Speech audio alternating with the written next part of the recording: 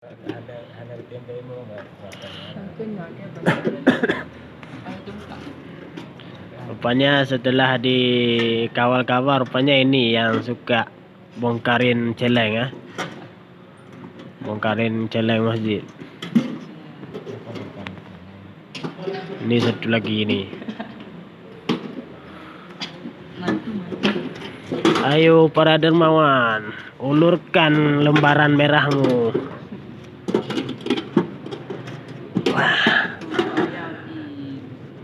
Dapat goceng. Ya goceng. Merah go. Tahu ini yang cakap tu. Ada ya? Dia tu mau dia buka celana enggak?